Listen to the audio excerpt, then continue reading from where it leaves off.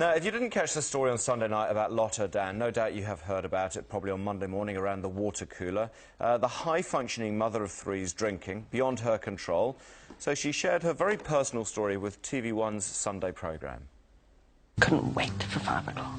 Oh, okay. Oh, open the wine. You know, it was lovely. It's the perfect sort of solution to the housewife's dilemma, which is you're really busy, but you're sort of strangely a little bit bored. And that's not to say that kids are boring. I love my kids a lot, but it's a funny life being at home. Well, it's a story that has resonated with thousands of others. Lotte Dan's now with us in Wellington. Good morning, Lotte. Lovely to see you this morning.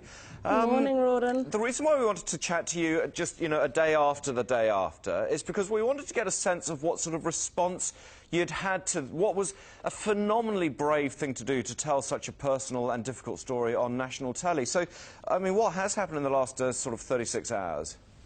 I wanted to tell my story because I was convinced that there were more people like me out there.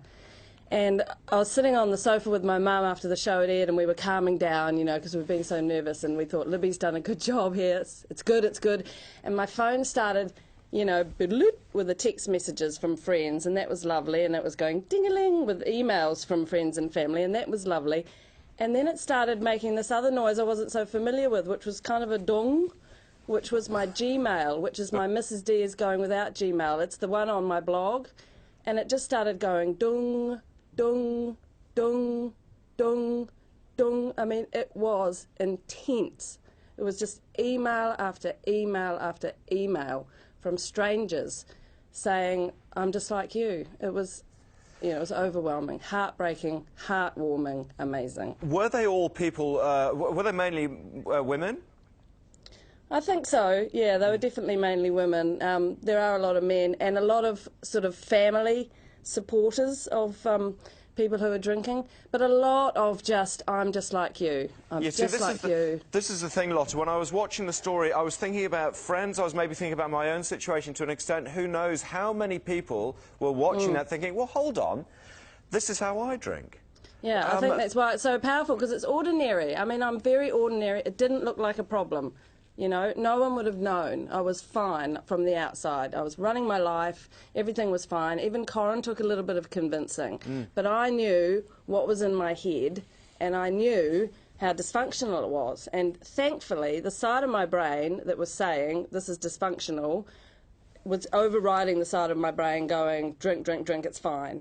And it was this internal battle I was having. It's a really lonely place to be, because it's really in your head. And when you're a drinker like me and it's not visible from the outside, it's very hard to communicate with people what's going on, and it's miserable. When we look at drinking in the media, we look at, a very sharp end of it, the people who are maybe up at 10 in the morning necking spirits, or we look at, more often, the youth out there, on benders, preloading, etc. So those shots of people falling all over the streets. Do you think it's all part of the same problem? Well, yeah, I mean, I think that, as a race, us humans like brain bending because it, helps us deal with stuff. So, yeah, but I think we rely on those outward signs of it being a problem, naturally, because otherwise how do we know it's a problem? So we rely on the falling over, the crashing cars, the losing jobs, the whatever. And if those signs aren't there, you don't see that it's a problem.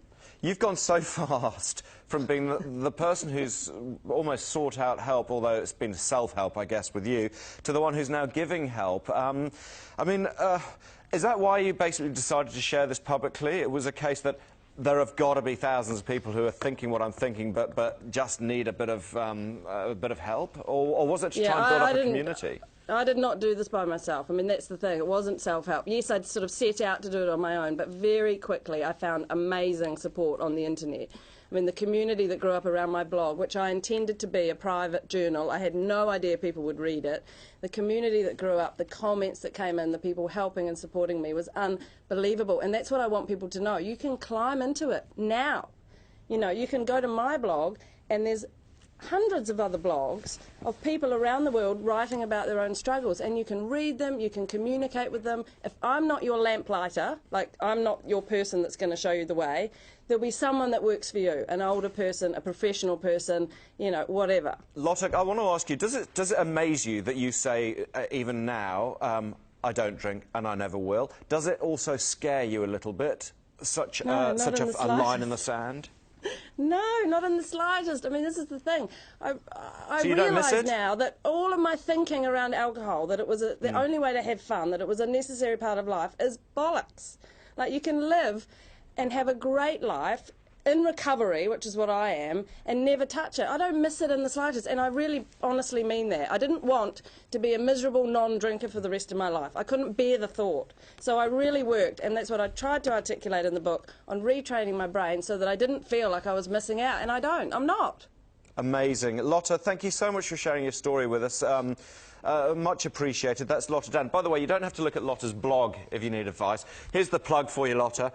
Lotte's put the whole story about the whole journey she's been on, including the blog, of course, into this book. Lotte Dan, Mrs. D, is going without.